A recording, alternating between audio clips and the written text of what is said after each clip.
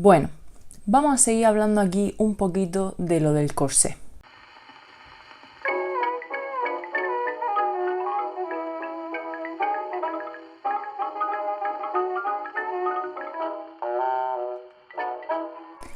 Ya lo sé, soy una pesada. En mi estudio de este tema, además, me he topado con una maravillosa fuente que ha sido un libro que se llama El esqueleto encorsetado de Rebecca Gibson. En este libro, la autora intenta explicar un poco cómo pasa que el corsé se convierte en este estereotipo de la opresión de la mujer y todas estas cosas. Pero aparte, también en este libro Gibson intenta hacer como una especie de revisión médica de los estudios que se hicieron en su momento sobre el corsé y cómo nace este mito de que es tan malo para la salud. Para esto intenta hacer una comparación entre los estudios médicos de este momento y su rigor científico comparados con lo que se acepta en la comunidad científica a día de hoy. Especialmente importante es el capítulo 5 que se llama The Corset as a Killer, el corsé como asesino, en el que hace una especie de revisión de cómo ha afectado el corsé a la longevidad de la gente que lo llevaba. Claro, porque si tú dices que el corsé afecta a la salud, entonces se tendrá que hacer un estudio en el que se vea la longevidad del grupo demográfico que más lo lleve, en este caso, las mujeres. Para esto, Gibson se centra en la revisión de unos cadáveres de un grupo específico de mujeres. Para hacer esta revisión, Gibson además cataloga a las mujeres en grupos de edad desde menos de 18 hasta más de 46. Y así posteriormente va analizando un poco qué es lo que causa su muerte y en qué se puede relacionar o no con el corsé. Interesantemente, en este capítulo además hay una sección que se llama ¿Por qué los doctores odiaban los corsés tanto? Sin embargo, también se dice que no se puede uno fiar mucho de las opiniones médicas de estos doctores. ¿Por qué? Pues primeramente porque según Rebecca Gibson, muchas de las enfermedades que los doctores estos decían que el corsé causaba no eran causadas por el corsé. Aparte, también se dice que los doctores anteriormente, y ahora muchos también, tienen una inclinación muy fuerte hacia sus convicciones morales. ¿Esto qué quiere decir? Pues que básicamente muchos doctores le echaban la culpa a cosas que consideraban indecentes cuando alguien tenía una enfermedad. Y cómo no le tocó al corsé. Por ejemplo, una de las cosas más interesantes que Gibson dice en este capítulo es que al corsé se le echaban la culpa de muchas enfermedades que eran derivativas de tener hijos. Por ejemplo, los prolapsos uterinos. Muchas veces los doctores echaban la culpa de estos prolapsos o de cualquier problema en el útero, sinceramente, a que la mujer llevaba corsé. Claro, en este momento en el que las mujeres llevaban corsé con asiduidad, el parto era una experiencia completamente diferente a las que tenemos ahora. Gibson remarca esto sobre todo porque no se discute casi estos problemas en el útero de mujeres que no han tenido hijos. Es decir, mujeres que se han quedado solteras por lo que sea, que llevaban corsé igualmente en su día a día, pero no tenían estos problemas que mujeres que sí habían tenido hijos sí tenían. Y aún así la culpa se la echaban al corsé. Claro, la medicina en este momento, sobre todo lo que tenía que ver con el parto, era una cosa un poco desconocida. Entonces, por esto, según Gibson, muchos médicos a día de hoy piensan que todos estos problemas uterinos no eran causados por el corsé, sino que eran causados por un mal apoyo médico a las mujeres después del parto o durante el parto. Y claro, además, teniendo en cuenta que los anticonceptivos no eran una cosa que se tuviera en ese momento, pues estas mujeres estaban más o menos condenadas a cada vez que tenían relaciones sexuales tener la capacidad de quedarse embarazadas, con los consecuentes hijos. No olvidemos a la reina Victoria y la cantidad de hijos que tiene. De la misma forma, Gibson hace un poco de recorrido a través de la historia del estudio de la anatomía humana. ¿Y qué pasa con esto? Pues que se nos habla un poco de las prácticas de estudio de anatomía que se llevaban a cabo en este momento y cómo no pueden ser representativas de un estudio. ¿Qué quiero decir? Pues que muchos de los estudios que se hicieron para demostrar que el corsé era malo, como he hablado en mi vídeo de antes, que lo podéis ver, se basaban en pruebas que veían en cadáveres después de, claro, la persona haber muerto y de poder acceder al cadáver, que eso era otra tela totalmente. Claro, según Gibson, esto se deduce en la dificultad de poder achacar o no al corsé muchos de los problemas que se veían en estas personas. De la misma forma, lo más importante que dice Gibson es la poca información que se tenía sobre la anatomía femenina. De hecho, Gibson hace énfasis en que en este momento, como parte del estudio de la anatomía femenina, todavía se están estudiando las ilustraciones de Vesalius. Las ilustraciones de Vesalius contienen una imagen del útero en el que, según este señor, el útero tenía cuernos o dos protuberancias. Claro, el problema de las ilustraciones de este hombre era que se basaba en animales que él abría para estudiarlos. Y hay algunos animales que sí tienen este tipo de úteros. Las mujeres no. Claro, entendemos que esta generación de doctores ya tiene una laguna de conocimiento importante, porque tú no puedes decir que el útero está deforme por algo si ni siquiera sabes cómo es el útero. De la misma forma, se vuelve a hablar muchísimo de lo mucho que la psicología del momento, Freud, que siempre está por en medio, y la medicina intercedían. Es decir, que muchos códigos morales que se tenían con respecto a la mujer se aplicaban a la medicina como si fueran hechos. Destaca un señor que se llama O'Followill, que realiza un estudio donde, según él, demuestra 46 síntomas, si no me equivoco, de los corsés y cosas que causan en el cuerpo.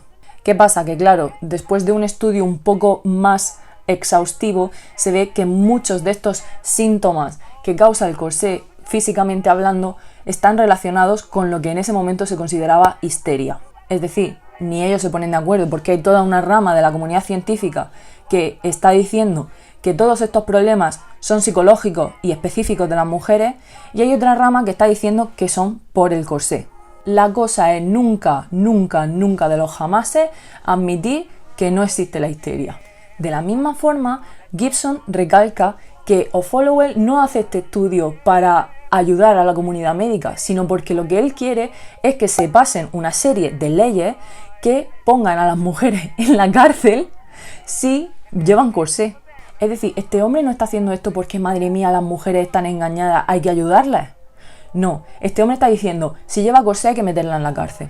Dios mío, cuánto le importaban las mujeres a los hombres de esta época, sobre todo a los médicos.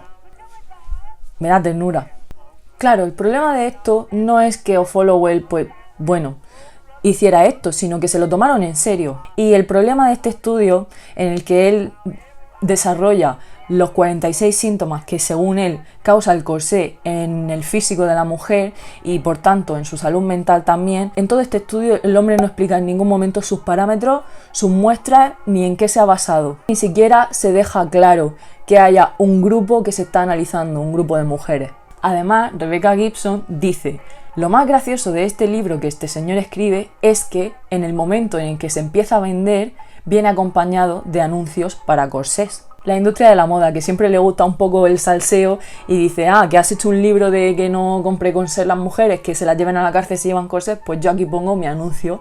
Pero claro, también le quita un poco de rigor científico, la verdad sea dicha.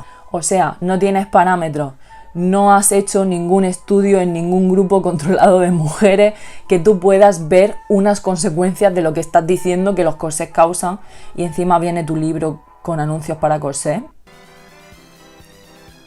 Además, Gibson recalca un fallo fatal de este libro, y es que, según O'Followill, el corsé limita gravemente la longevidad de las mujeres que lo llevan. Vamos, que vas a vivir poco. El problema de esto es que cuando Gibson se ha puesto a estudiar cadáveres de mujeres que llevaban corsé de manera admitida porque pertenecían a un extracto de la sociedad además que no era moral no llevar corsé, pues si lo llevaban las mujeres en las fábricas, las mujeres de clase media o alta lo tenían que llevar. Y ha visto varios signos de que estas mujeres han vivido hasta una edad considerable. Por ejemplo, en la página 125 Gibson escribe: la mayoría de estos cadáveres presentan signos de osteoporosis avanzada. Osteoporosis que, si los corsés de verdad hubieran sido tan malos para la salud como O'Followill decía, no se podría haber desarrollado. Porque es algo que se desarrolla en la vejez, y si está avanzada es que estas mujeres han llegado a una edad considerable. Entonces, ¿qué es? ¿Tienen osteoporosis o las ha matado el corsé? Si las hubiera matado el corsé hubieran muerto muchísimo antes, porque las mujeres en este momento empezaban a encorsetarse desde la pubertad. Y además, si el corsé es tan malo para el útero y estas mujeres han parido porque tenían que parir, porque no había otra, no puede ser que una persona esté llevando todos los días de su vida algo tan malo y aún así no le afecte.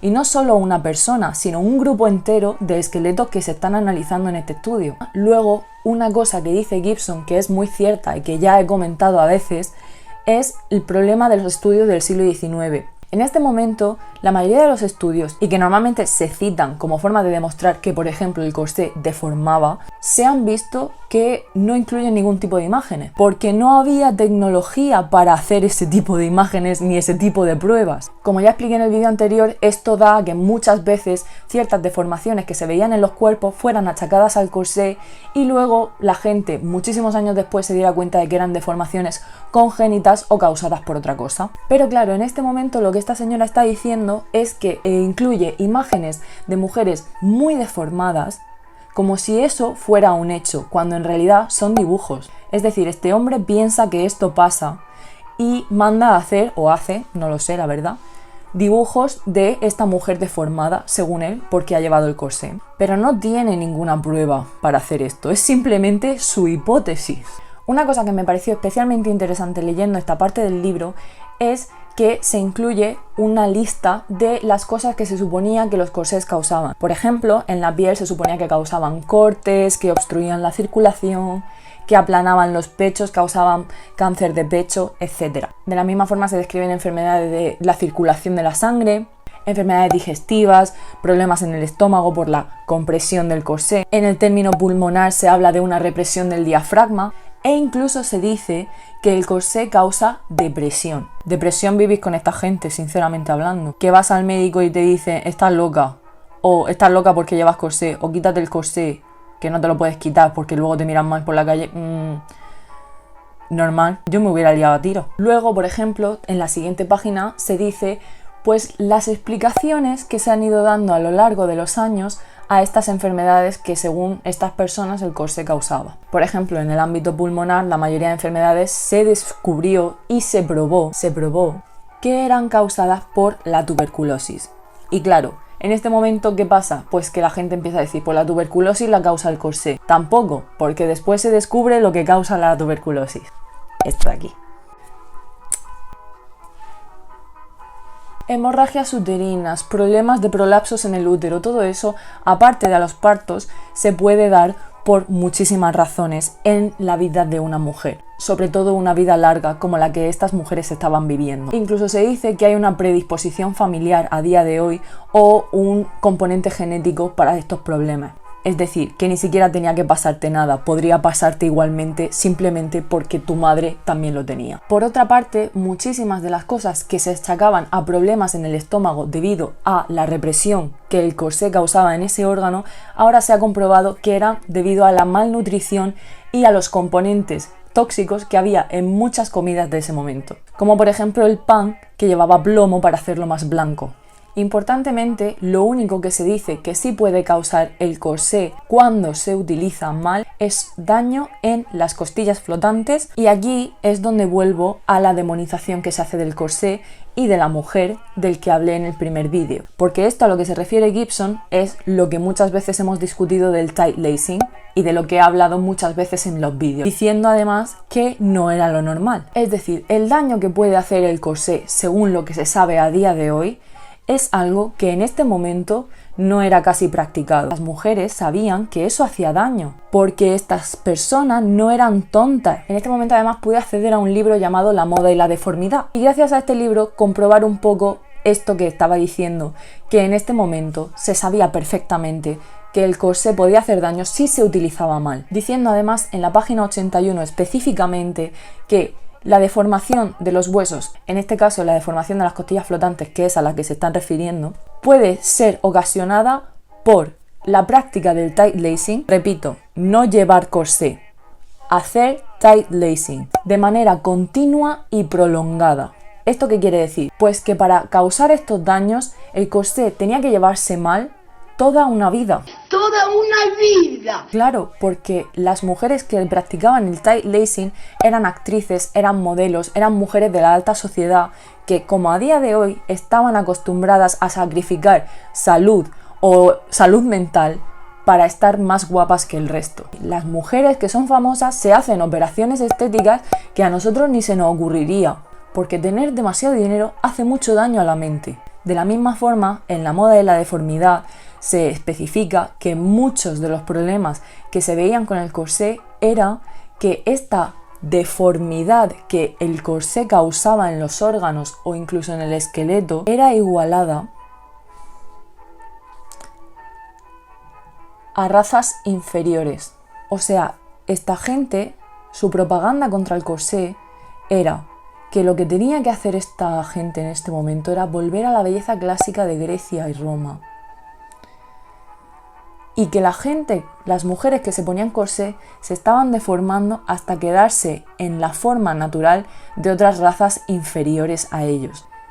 Aquí estamos viendo un poco la supremacía blanca que tiene mucho que ver con el movimiento de nacionalismo alemán que también motiva la pérdida del corsé y que luego va a desarrollarse aún más en ya sabemos todos qué. Esto no es una opinión médica ni es ni siquiera un hecho médico, pero me parece interesante apuntar que gran parte de la oposición que se tiene al corsé y a la supuesta deformidad que causa es dentro de un movimiento de nacionalismo y aparte dentro de un movimiento de supremacía de la raza blanca, que se está dando en Europa en este momento con cada vez más normalidad. Y que también pone de relieve además que si, según estos médicos, estas mujeres se estaban deformando hasta quedarse en la forma que tienen naturalmente otras mujeres de otras razas, que ellos consideran inferiores, esto pone de muestra otra cosa. ¿Tenían estas mujeres los cuerpos realmente deformados? Porque a día de hoy todos sabemos que somos humanos, y si lo que están diciendo es que, madre mía, las mujeres blancas con el corsé tienen la misma forma de cuerpo que las mujeres negras, que las mujeres indígenas y no sé qué, no sé cuántas. Y esto me hace a mí preguntarme, ¿tenían las mujeres blancas entonces el cuerpo deformado por el corsé? ¿O es que simplemente el cuerpo de la mujer es así? Todas las mujeres teniendo el mismo tipo de cuerpo, independientemente de que lleven el corsé o no, dice que ese tipo de cuerpo es el normal y el corsé no tiene nada que ver con esa forma. En conclusión, en esta revisión que he hecho de estas dos obras, he visto cómo había muchísimos motivos, no solo de sexismo, sino también de racismo en el corsé y en el odio que se transmite hacia él. También vemos cómo ese nacionalismo cada vez más predominante en Europa se va inyectando en la comunidad científica, y cómo la forma de pensar, los movimientos culturales y las asociaciones morales del momento influían en la práctica médica, y dejando claro, como ha dejado Rebecca Gibson, que la práctica médica no cumplía ni de lejos los estándares que tiene ahora y las características y protocolos que un estudio tiene que recoger y llevar a cabo para ser considerado válido. Todo esto son el tipo de cosas que me hacen dudar de la validez de los estudios de este momento. Y por tanto, de la actitud que mucha gente tiene a día de hoy cuando dice esto se ha probado científicamente. Porque nos deberíamos preguntar, ¿quién lo ha probado? ¿Cómo lo ha probado? ¿Y por qué? Tenemos que tener en cuenta que al final todos y cada uno de nosotros somos un producto de nuestro tiempo. Y es normal que esta gente se viera arrastrada en su opinión profesional por las características morales, sociales, políticas, etcétera, que se estaban dando en el momento en el que nacieron y en el que trabajaron. Eso ha sido todo por hoy. Nos vemos la próxima vez con no un nuevo capítulo del corsé, sino un vídeo en el que voy a hacer reviews de los vestidos de diferentes shows y voy a hablar un poco de si me gustan o no, por qué y sobre todo si son históricamente exactos.